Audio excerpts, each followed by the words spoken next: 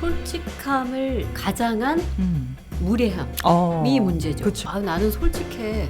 그래서 가식이 없고 난 쿨해. 그건 결코 쿨하지도 않고. 사실은 상대를 배려하는 거냐 아니냐가 되게 중요한 그렇죠. 포인트 같고 가식 없고 솔직하고 쿨한 뒤에 숨는 거죠. 그래도 말이 이런 말은 좀 관계를 살리고 이런 말은 관계를 망치는 것 같다라고 한다면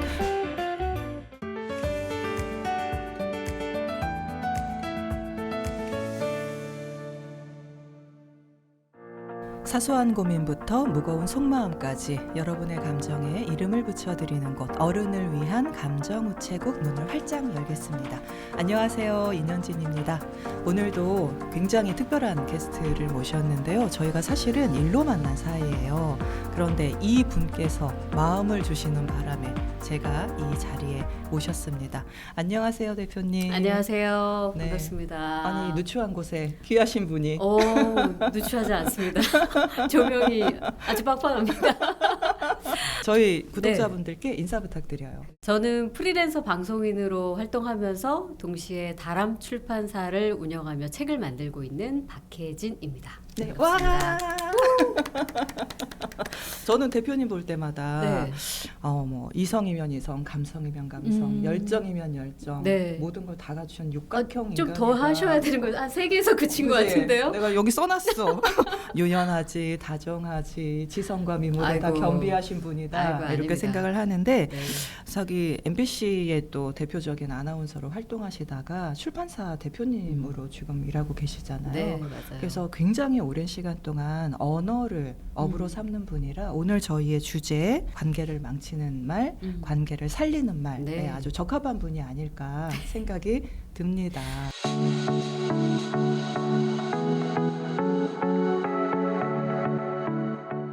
네, 많이 망치고 살렸던 수많은 말들이 떠오르고요. 말을 업으로 삼고 살지만 또 인간이 굉장히 감정적인 동물이기 그쵸. 때문에 이 마음같이 또 말이 나오지 않을 때 누군가에게 또 상처를 주지 않았을까 하는 그런 게 주마등처럼 많이 스쳐 지나가네요. 네. 저도 그래요. 그래서 이게 할 때는 내가 하고 싶은 말을 한다 생각하는데 돌아보면 맞아요. 후회가 되기도 하고 내가 굳이 거기까지 말하지 말았어야 네. 되는데 이런 생각도 많이 들더라고요. 그래서 보통 극단적인 방법을 많이 선택하죠. 침묵을 하자. 이제 갈수록 이제 입을 닫자 네. 이렇게 생각하시는 분들도 많이 있지만 그러기엔 또 소통의 문제가 있고 그렇죠. 관계라는 게 있으니까 이게 좀 더 잘 말할 수 있는 방법을 알면 좋겠다는 생각을 해요. 네, 그래서 저희가 말을 잘해도 말하는 게 좀 어색해도 늘 어려움을 겪는 것이 말이기 때문에 오늘 3화 주제로 관계를 살리거나 망치는 말에 대해서 대표님과 함께 재밌는 이야기 나눠보도록 하겠습니다. 말 한마디로 천냥빚 갚는다라는 말도 있고요. 또 쏘아둔 화살은 우리가 걷어들일 수 있지만 한 번 뱉은 말은 담을 수 없다. 그쵸. 이런 얘기도 있잖아요. 그러고 보면 어떤 말은 굉장히 긍정적인 힘을 주기도 하고 어떤 말은 좀 부정적인 기운을 주기도 하는데 대표님은 좀 어떠세요? 그런 경험들이 있으신가요? 있어요. 관계를 살리는 말과 또 망치는 말이 뭐가 있었을까? 그리고 나를 살리는 말과 나를 죽이는 말이 뭐가 있었을까 생각해 보니까 번뜩 떠오르는 게 하나 있는데요. 제가 이제 방송사에 첫 입사를 하고 나서 아직 방송을 들어가기 전이에요. 이제 한참 뭐 교육 중일 때라서 각 파트별로 선배들을 만나서 이제 이야기를 하던 때인데 어떤 선배가 저에게 너 뉴스는 안 되겠다. 어머. 이런 거예요. 오. 아직 뭘 일도 하지도 시작도 하지 않았는데? 않았는데 그냥 뭘 보고 판단했는지 알 수 없으나 실명 적어봐 여기. 나중에 알려드릴게요. 실명. 그래서 정말 충격을 받았어요. 너무 상처가 컸어요. 아니 저 선배는 나의 뭘 알기에 그러니까요. 아직 나의 모습을 보지도 않았는데 왜 저렇게 나를 한순간에 단정지어 버릴까라고 생각했거든요. 네. 근데 당연히 관계는 망가졌죠. 물론 이게 위계 관계가 있는 사이였기 때문에 뭐 저는 혼자 관계를 손절했지만 그 사람에게는 어떤 식의 정리가 되었는지는 알 수 없지만 그냥 저에게는 너무나 큰 좌절을 안긴 거예요. 하지만 내가 아나운서 하려고 입사를 했는데. 네, 그렇지만 아주 아이러니한 사실은 그런 관계를 망치고 나를 죽이는 듯한 그 말이 결국 제가 뉴스데스크 메인 앵커를 어디 하는 두고 것으로 보자, 내가. 어디 두고 보자 하는 내가 것으로. 여기를 다 씹어먹어 버리겠다 막 이런 이게 부정의 말이 불쏘시개를 긍정의 결과를 가져온 그런 경험이 하나 있고요. 네.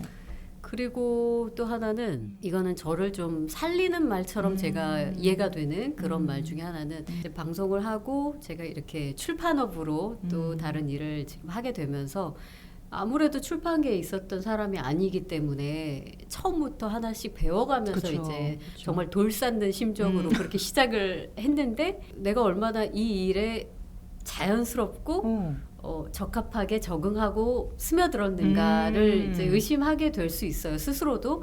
그런데 이제 주변에 이제 지인이나 이제 저를 알고 있는 사람들이 넌 천상 출판업자 같아.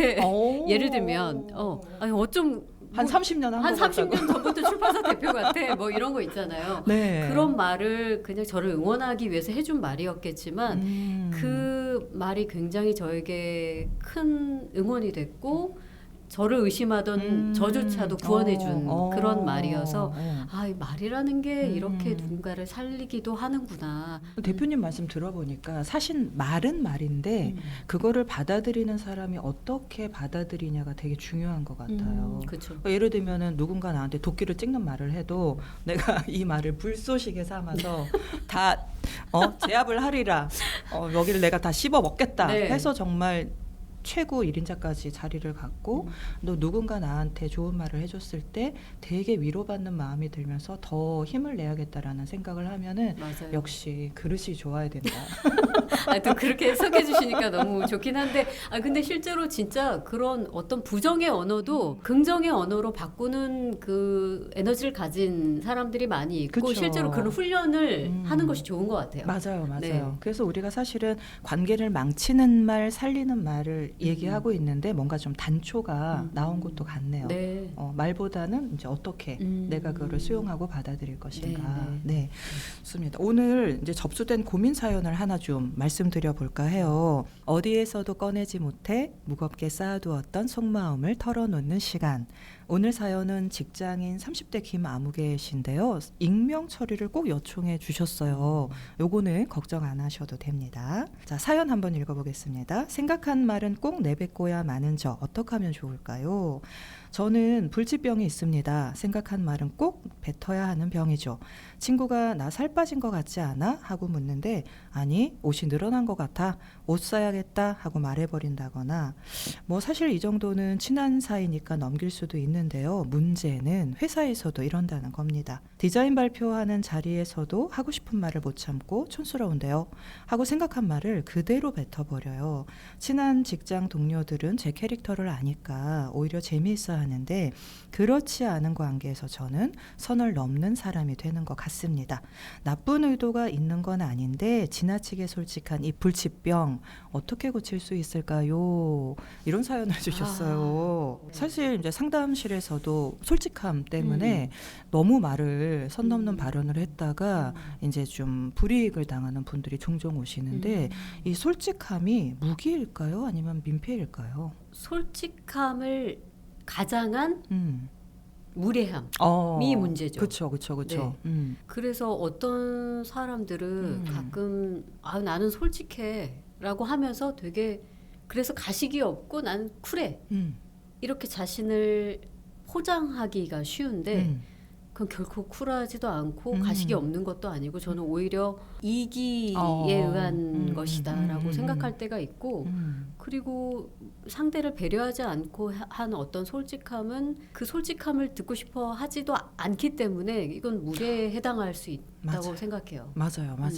사실은 상대를 배려하는 거냐 아니냐가 되게 중요한 그렇죠. 포인트 같고 그렇지 않고 자기만 솔직하거나 뒤끝 없어 그러면 주변 사람들은 다 힘든데 그렇죠. 그럴 수 있겠네요. 네. 가식 없고 솔직하고 쿨함 뒤에 숨는 거죠. 오히려 너무, 포장. 너무 비겁할 수 있을 것 같아요. 네. 맞네요. 되게 비겁한 태도네요, 사실은. 네. 그리고 나는 원래 이러니까. 나는 솔직함만 얘기해. 난 사실만 얘기하고 툭 던지고 그 반응이나 대꾸는 이제 상대에게 다 넘겨버리는 태도잖아요. 맞아. 그래서 그거는 민폐죠. 주변에 혹시 많이 있어요.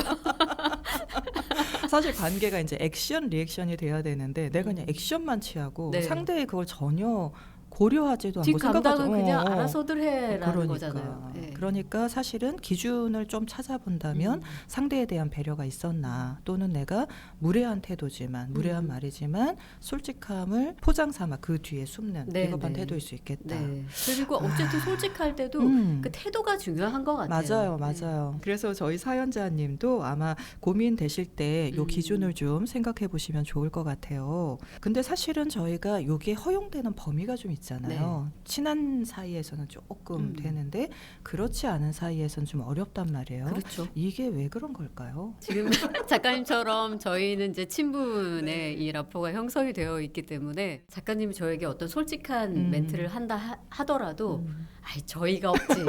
있을 수도 있어. 저희는 없을 거야라는 어떤 신뢰 네네네. 이게 있을 것이고 그리고 이제 맥락을 이해하면서 받아들이기 때문에 맞아요. 그렇게 오해하지 않을 것 같아요. 그 솔직함을 그냥 받아들일 수 있을 텐데 친하지 않은 관계에서 할 수 있는 그런 솔직함이라는 포장은 굉장한 공격이 될 수 있는 거죠. 맞아요. 네. 되게 공격이 될 수 있겠네요, 네, 진짜. 네. 그리고 보통 이렇게 솔직하다고 하면서 이야기를 꺼내는 사람들의 특징이 상대가 그 솔직한 이야기를 듣고 싶어 하지 않아요. 맞아요. 그런데 나는 주대가 확실하고 나는 사실만을 얘기하니까 너가 아마 이거 필요할 거야. 그래서 내가 얘기해 줄게. 널 위해서다. 네, 널 위해서라는 말을 꼭 붙이죠. 하지만 그것은 그 사람을 진짜 위한 게 아니기 때문에 상처가 되고 공격이 될 수 있고 되게 무례할 수 있다. 맞아요. 그래서 사실은 자기가 마음속에 품고 있기가 어려워서 그거를 그냥 뱉어내는 것도 그렇죠. 본인은 그렇게 솔직하고 너를 위해서 이렇게 말할 수도 있을 것 같거든요. 네네. 근데 되게 중요한 말씀을 해주셨어요. 일단 신뢰가 되게 중요한 것 같고 그다음에 맥락에서 어떻게 그거를 받아들일 건가. 예를 들면 친한 사이든 친한 사이지 않든 그 두 가지는 되게 중요하다는 생각이 드네요. 얘기를 하다 보면 솔직한 사람인데 눈치가 좀 없다. 속이 훤히 들여다 보이는데 네. 눈치가 없어서 조금 그런 경우도 있고 저 사람은 주변 되게 눈치 있게 잘 챙기는데 잘 모르겠어. 네. 속을 모르겠어. 이런 경우도 있잖아요. 있죠. 그런 두 부류의 인간 군상들이 주변에 많이 있죠. 그리고 실제 저도 그 중에 한쪽에 분명히 속해 있겠죠. 속해 있게 누군가에게는 이제 제가 알 길이 없으니까 누군가 저를 판단할 때도 너무 눈치가 없어 혹은 눈치는 빠른데 속을 잘 모르겠어 하겠죠. 근데 그분들이 어떻게 평가하실지는 모르겠지만 만약에 그 두 부류의 친구가 있다면 그래도 눈치가 좀 없지만 솔직한 친구가 낫지 않을까요? 친구 관계에서는? 저도 좀 그럴 것 같아요. 그쵸. 왜냐면 편안함이 중요한데 네네. 저 사람의 속을 모른다라는 거는 계속 어쨌거나 신경을 써야 된다는 뭔가 거잖아요. 긴장 상태고 내가 하는 말이 잘못 해석되지 않을까 혹은 저 사람은 내 말을 어떻게 받아들일까를 염려해야 되는 맞아. 관계가 되기 때문에 맞아. 그런 관계보다는 그래도 좀 답답은 해도 눈치가 밉지 않은 없어. 밉지 않잖아요. 그래도 밉진 않죠. 네, 같이 갈 수 있잖아요. 맞아요. 그런 친구는 네. 그 눈치가 너무 없어. 많이 없나요? 진짜 이렇게 없어. 많이 없어요. 그럼 좀 고민해봐야겠는데. 근데 이게 참 우리가 뭐 밸런스 게임이라고 하는데 네. 한쪽을 극단적으로 밀어가지고. 맞아요. 근데 사실은 이렇게 극단적인 사람은 좀 드문 것 같고 그렇죠. 어느 네. 쪽이 조금 더 있을 뿐인데 그래도 우리가 그 진정한 관계라는 건 사실 속내를 주고받는 관계인 것 같아서 눈치가 좀 없어도 네. 이렇게 좀 속을 알 수 있는 그런 사람이 좋은 것 같다. 네. 저도 되게 동감합니다. 그런데 이제 사연자의 그 가장 어려움이요. 자기가 하는 말이 관계를 망칠까 봐 하는 두려움이 좀 있는 것 같아요. 그래서 우리가 조금 그래도 말이 이런 말은 좀 관계를 살리고 이런 말은 관계를 망치는 것 같다라고 한다면 대표님은 어떤 경험에서 그런 좀 조언을 해주실 수 있을까요?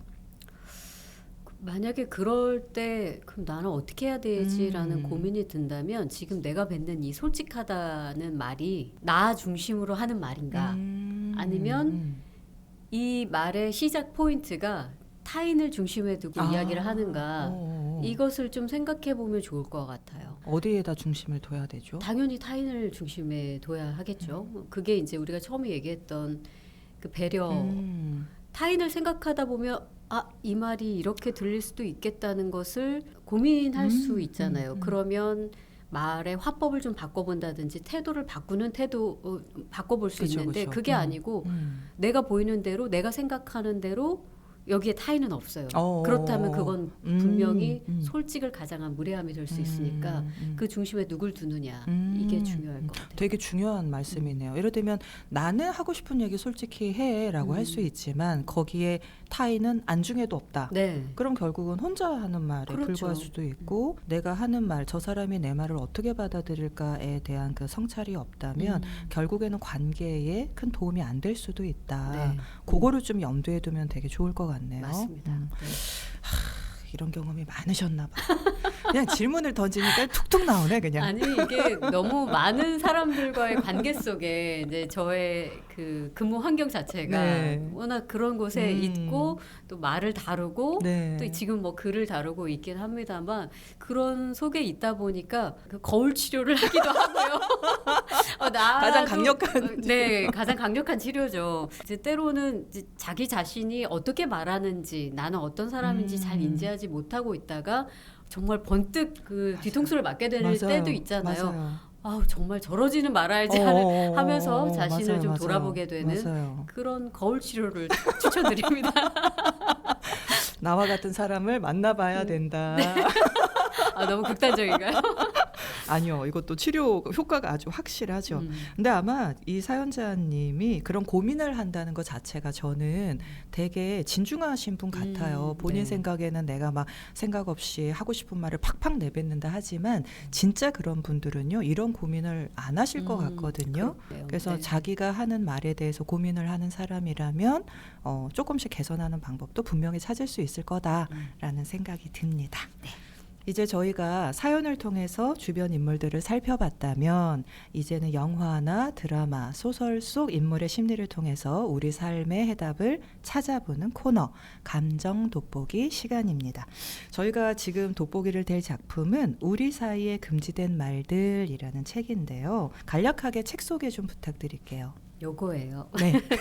사실 예쁘죠. 우리 사이에 금지된 말들이라는 PPL 아니고요, 여러분. 제목에 이 광고 1도 없습니다. 네, 이 책은 이거 그냥 제가 보는 책이고요. 다만 네. 제가 운영하고 있는 다람 출판사에서 출간을 한 소설집이에요.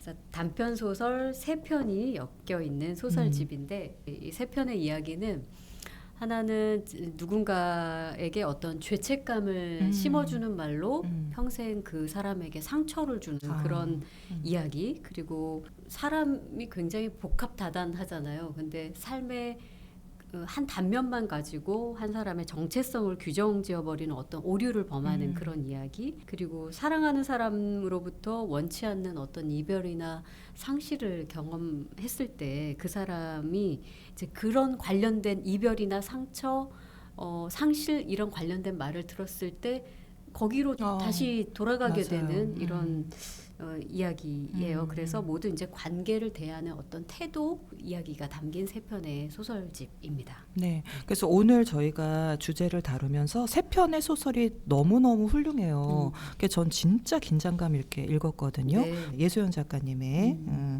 소설을 이제 저희가 좀 본격적으로 다뤄볼 건데 사실 이 얽힘 시리즈를 저는 1편부터 소장하고 있을 정도로 네. 너무너무 좋아하거든요.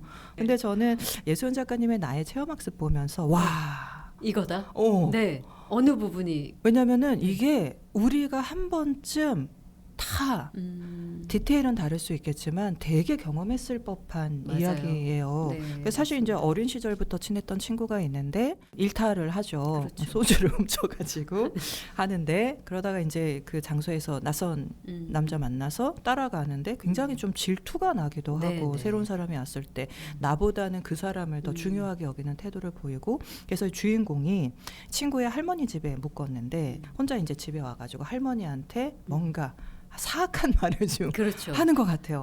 그래서 사실인지 아닌지 확인도 안 됐는데 맞아요. 남자를 만났고 그 남자 때문에 오늘 늦게 올 거다. 네. 그러니까 할머니가 이제 난리가 소녀가 납니다. 오자마자 그냥 싸다기를 날리면서 쥐잡듯이 잡아가지고 관계를 파탄에 소설 빠지게 너무 돼요. 재밌게 소개하시는데요. 네, 너무 소름 돋으면서 읽었거든요. 그때부터 주인공은요, 그럴 작정은 아니었는데 자기도 모르게 그런 말을 함으로써 자기가 너무너무 좋아하던 친구를 잃어버리고 평생 만나지 못하고 네. 이 관계의 어떤 상처 때문에 이후에도 진득한 관계를 맺지를 못해요. 근데 관계 때문에 갈증이 있으니 어떤 새로운 관계에 가서 이렇게 하지만 잘 적응하기가 어려워하는 듯한 모습을 보이거든요. 그래서 그 관계에 대해서 좀 실패를 하고 본인은 사람을 질리게 만드는 그런 마법을 갖고 있다.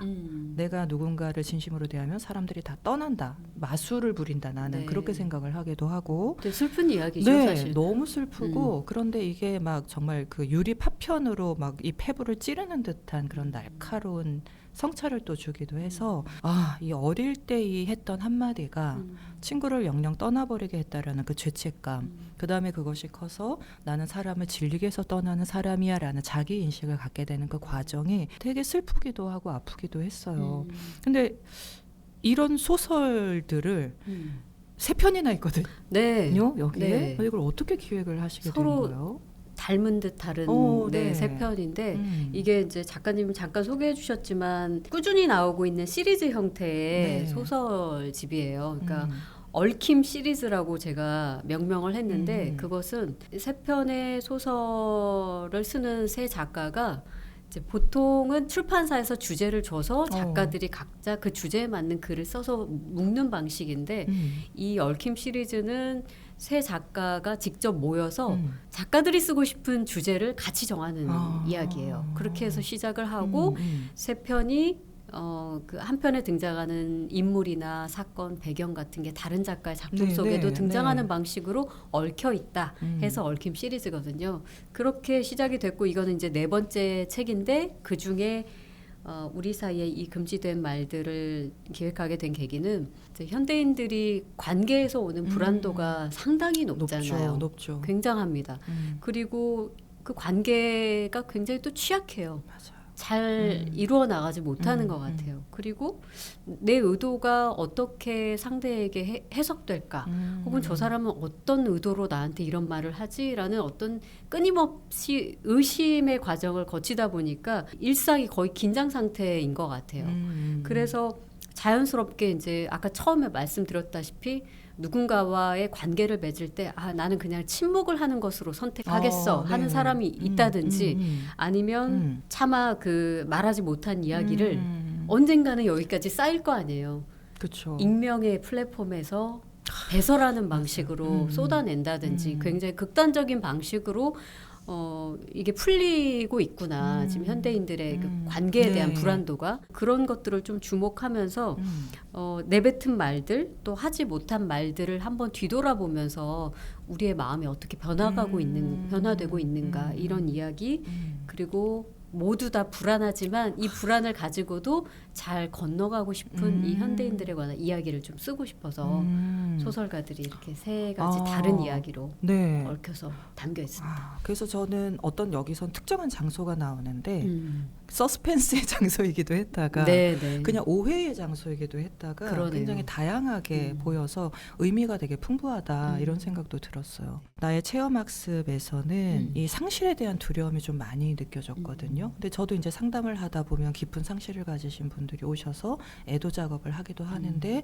그거를 또 오랫동안 못 하신 분도 있고 근데 저는 이제 좀 궁금해졌어요. 작가님이 쓴 작가님의 경험도 궁금했고 소설 속에 나오는 이 인물들이 상실을 어떻게 극복해 나가는가 하는 것도 궁금했고 또 대표님께서 개인적으로 상실에 대한 두려움을 당연히 우리는 안고 살아가는데 어떻게 그거를 좀 다루셨는지. 그 상실에 대한 두려움은 상상하기조차도 어려운 것 같아요. 너무 두려워서 그 크기가 너무 커서 상상한다는 것조차도 그냥 저만치서 버려두고 싶은 그런 감정인데 그런 생각 해봤어요. 그러니까 만일에 친구 사이에 여기 이 소설 속에 등장하는 인물들처럼 만일에 어떤 시절에는 굉장히 좋았지만 내가 알 수 없는 어떤 연유로 나의 실수일 수도 있고 상대의 어떤 실수일 수도 있고 무엇인가로 인해서 관계가 흐트러지고 이제 서로가 서로를 상실하는 그런 만약에 상황이 온다면 그 또한 굉장히 괴로울 것 같지만 이제는 이제 시절 인연이었구나라고 생각하기로 했어요. 그래서 미움을 대신 없애는 거죠. 미움과 화를 없애고 그때 나에게 좋은 추억을 함께 만들어줬던 시절 인연이었지. 근데 딱 거기까지였나 봐라고 이제 좀 마음을 정리하는 방법을 조금은 터득하게 된 것 같고, 근데 이제 이게 가족의 상실일 경우에는 조금 또 다르기도 한 것 같아요. 저도 이제 개인적으로 그런 상실을 경험했는데 아예 그 이별과 상실로 인해서 존재하지 않는다고 생각하면 너무나 너무 그 슬픔과 그 두려움이 크잖아요. 네. 그런데 어느 순간에 그 비슷한 누군가 전혀 다른 타인의 뒷모습을 보거나 아니면 조금 비슷했던 어떤 행동을 하는 누군가를 보거나 이런 걸 보면 아예 존재하지 않는 것이 아니라 어디에도 존재하고 있다는 생각이 드는 거예요. 그러고 나니까 그 두려움이 조금 사라졌어요. 그래서 이거는 뭐 어떻게 내가 이렇게 해야지라고 생각했던 것은 아닌데 시간이 조금 흐르고 저의 마음이 자연스럽게 그렇게 좀 넉넉해졌다고 할까요? 그렇게 하니까 두려움이 좀 사라졌어요. 그러니까 우리가 정말 타인하고 관계를 맺을 때 상당히 좋은 시절도 있고 어떤 오해 때문에 그 관계가 끝나기도 하는데 그 끝난 거에만 얽매여 있으면 그 관계 자체를 되게 망치는 기억을 갖게 되는 것 같아요. 전부 다 부정하고 싶잖아요. 그러면. 네. 근데 분명히 그 안에서 되게 좋았고 행복했던 기억이 있는데 요 끝맺음이 어땠느냐에 따라서 굉장히 질이 달라지는 것 같거든요.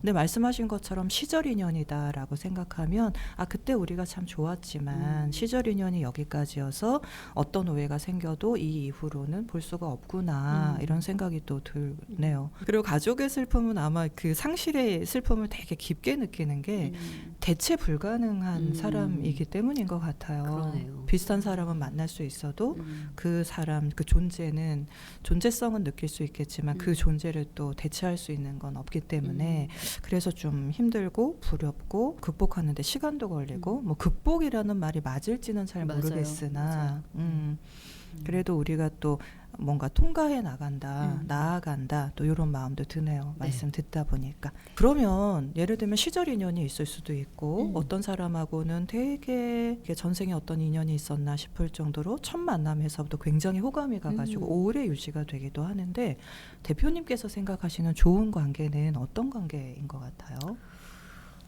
그러니까 관계가 틀어지거나 뭔가 마음에 상처를 입거나 그랬던 때를 돌아보면 너무 큰 기대를 했기 때문인 것 같아요. 스스로에 대한 기대와 상대에 대한 기대, 이 관계의 기대치가 너무 높아서 그러지 않았을까라는 생각도 하면서 그이지도 않고 나이지도 않은 그 상상에 어떤 단계와 관계를 설정해두고 했기 때문이잖아요. 그냥 있는 그대로 그 사람을 받아들여주는 거.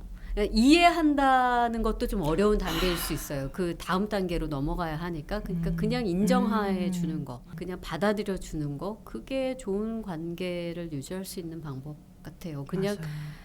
우리 다 사실은 어떻게 보면 부족하고 나약하고 맞아요. 때론 하찮고 때론 정말 찌질하고 그게 사실은 대부분의 사람이 그렇잖아요. 완벽하지 않은 것이 인간이기 때문에 불완전하고 그걸 자체를 인정함으로 인해서 조금 마음을 놓이는 거죠. 관계의 편안함을 가져오는 거죠. 자기의 그 좀 본 모습을 인정하면 상대를 만날 때도 기대를 덜하게 되는 것 같고 그 사람 때문에 문제가 생긴다기보다는 그 사람한테 걸었던 기대 때문에 문제가 생기는 경우가 더 많더라고요. 그래서 왜 우리가 누군가를 만날 때 마음이 편하다.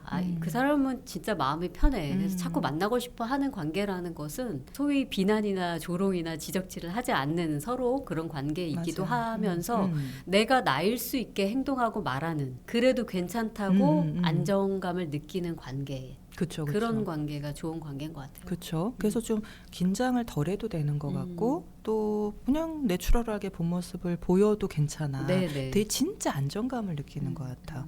안전감을 느끼는 관계가 좋은 관계다라고 네. 말할 수도 있겠네요. 네네. 그렇습니다. 소설에서는 그 안정감을 인물들이 굉장히 느끼고 싶어 하는데 끊임없이 상대를 시험에 들게 하는 요소도 좀 있더라고요. 네. 내가 이렇게까지 했는데도 너 안 떠날 거야? 그게 어떤 연유에서 그런지 뭐 이유는 알 수 없지만 우리한테도 좀 그런 요소는 있는 것 같고 왜냐하면 계속 확인받고 싶어하는 마음이 있는 것 같거든요. 그래서 좀 다양하게 인물들이 읽혔는데 대표님은 소설 속 인물에 대해서 좀 어떤 생각이 드셨어요? 애정을 갖고 읽으셨을 것 같아요. 네.